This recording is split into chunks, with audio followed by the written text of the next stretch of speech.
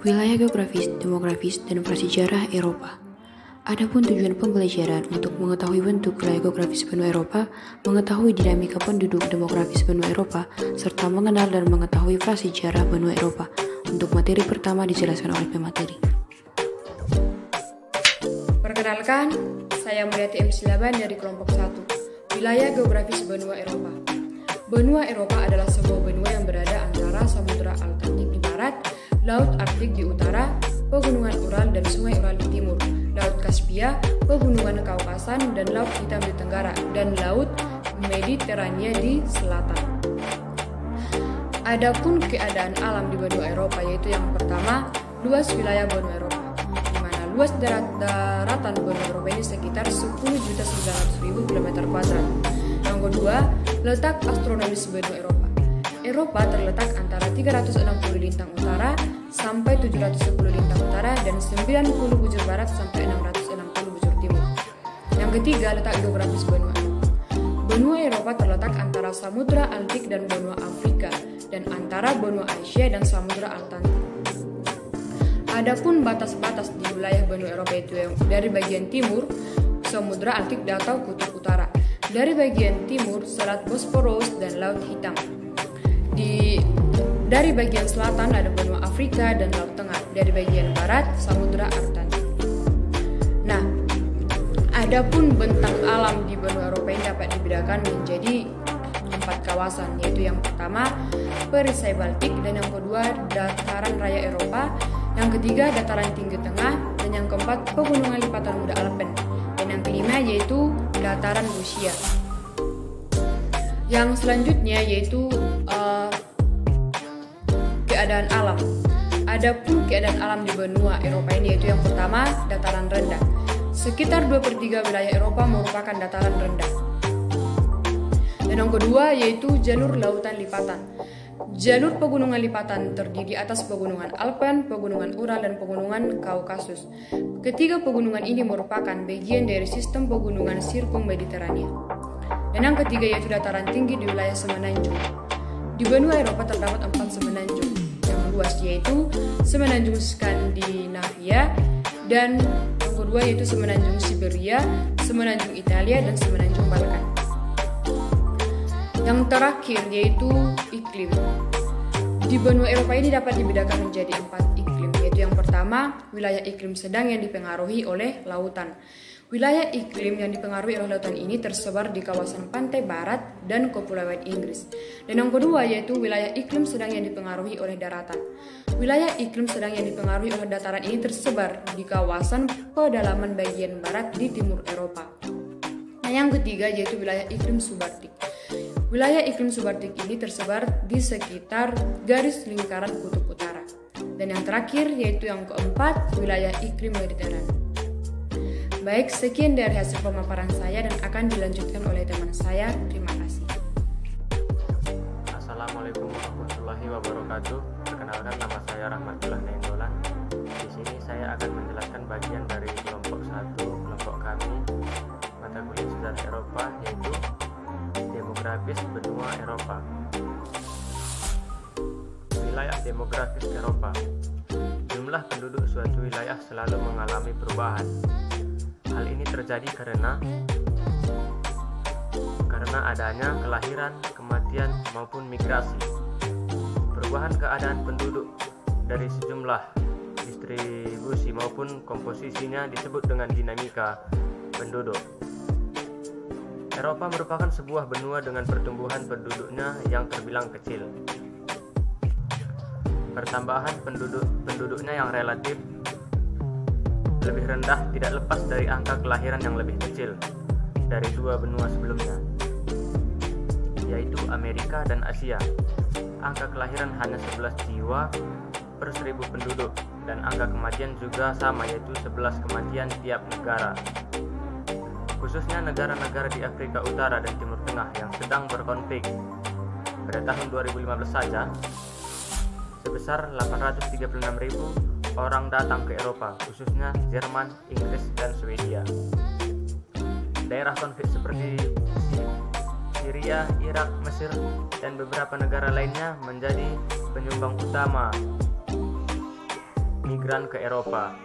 Berikut ini dinamika penduduk di benua Eropa akan saya jelaskan selanjutnya. Selanjutnya aspek atau jumlah penduduk. Pada tahun 2005, jumlah penduduk Eropa mencapai 730 juta jiwa. Pada tahun 2015, angka tersebut bertambah menjadi 742 juta jiwa. Ini berarti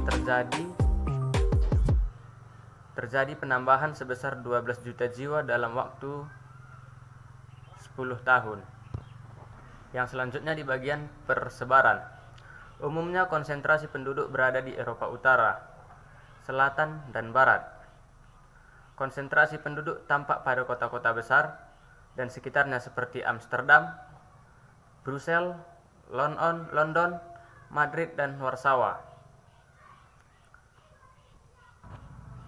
Kemudian laju pertumbuhan. Laju pertumbuhan penduduk Eropa sangat rendah, bahkan kurang dari 1%, yaitu hanya 0,2% per tahun. Angka kelahiran hanya 11 jiwa per 1000 penduduk, dan angka kematian juga sama, yaitu 11 kematian tiap 1000 penduduk. Namun bagian kualitasnya, negara dengan kualitas penduduk sangat tinggi diantaranya Inggris, Jerman, Prancis, dan Spanyol. Negara dengan kualitas penduduk tinggi diantaranya adalah Rumania, Ukraina, dan Bulgaria. Selanjutnya, agama di Eropa. Agama dengan jumlah pemeluk terbanyak ialah Katolik. Roma terbesar atau Katolik Roma terbesar. Prancis, Spanyol, Portugal, Italia, Irlandia, Belgia, Jerman, dan Polandia.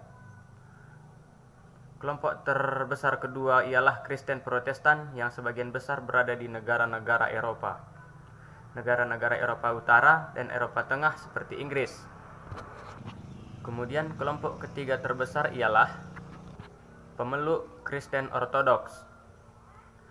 Ini di Rusia, Ukraina, Belarusia, Yunani, Bulgaria, Romania, serta Serbia dan Montenegro. Yahudi terbanyak di Rusia. Agama Islam banyak dianut oleh penduduk Eropa Timur, di Bosnia dan Albania. Islam merupakan agama dengan jumlah pemeluk terbanyak, sedangkan di negara Jerman, Prancis, dan Belanda, Islam menjadi agama dengan jumlah pemeluk terbanyak kedua. Kemudian selanjutnya dalam segi bahasa. Bahasa Inggris merupakan menjadi bahasa internasional. Bahasa terbesar di Eropa adalah Rusia, kemudian diikuti Jerman. Beberapa bahasa lainnya di Eropa adalah Spanyol, Portugis, Prancis, dan Belanda. Kemudian selanjutnya dalam segi kebudayaan.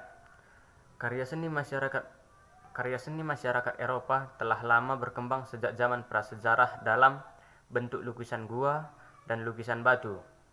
Periode berikutnya adalah periode klasik Bizantium, abad pertengahan, Gotik, Renaissance, Barok, Rokoko, Neoklasik, Modern, dan Pasca Modern.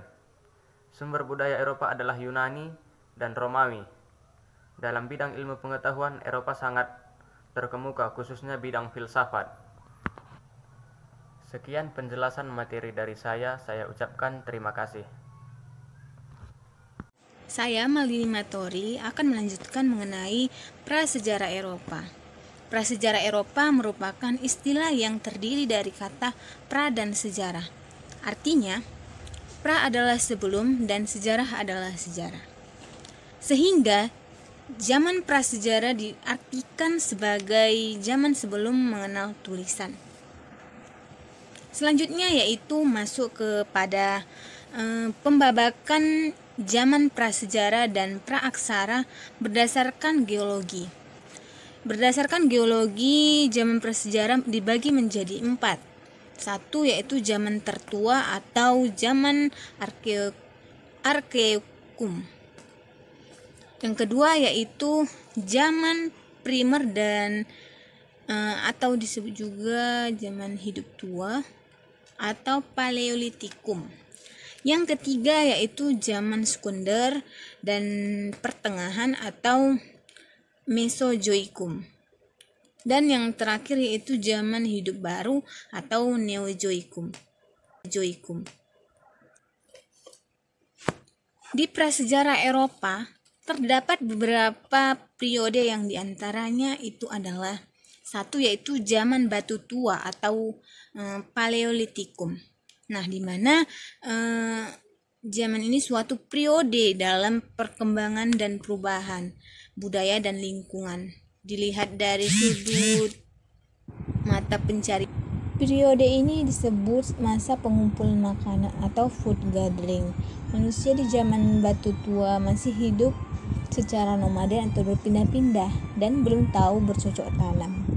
Yang kedua yaitu zaman Mesolitikum atau batu tengah.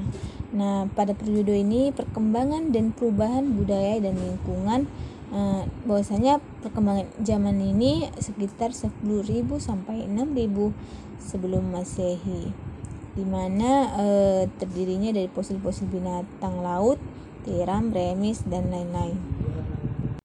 Yang ketiga yaitu zaman Neolitikum atau zaman batu muda. Nah, di mana mengalami kemajuan yang pesat, bahwasanya masyarakat mulai mengembangkan penghidupan baru berupa kegiatan bercocok tanam sederhana atau terjadi perubahan dari food gathering ke food producing.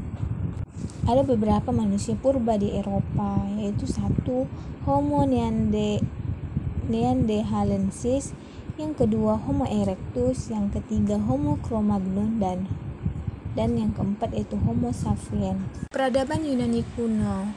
Simak negara-negara yang termasuk ke dalam Eropa Utara, yaitu Denmark, Norwegia, Swedia, Finlandia, dan Islandia.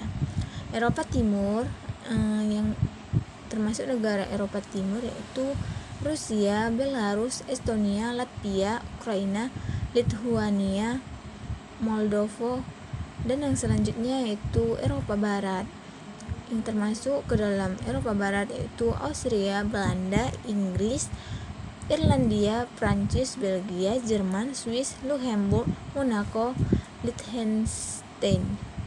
Yang keempat yaitu Eropa Selatan. Yang termasuk dalam Eropa Selatan yaitu Yunani, Italia, Portugal, Spanyol, Vatikan, San Marino, Malta, dan Andorra.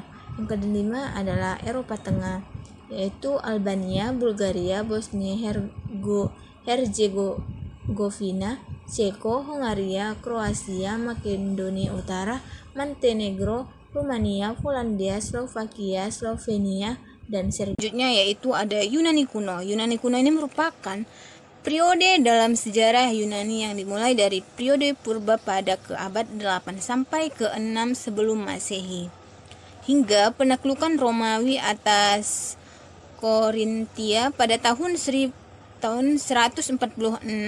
sebelum Masehi.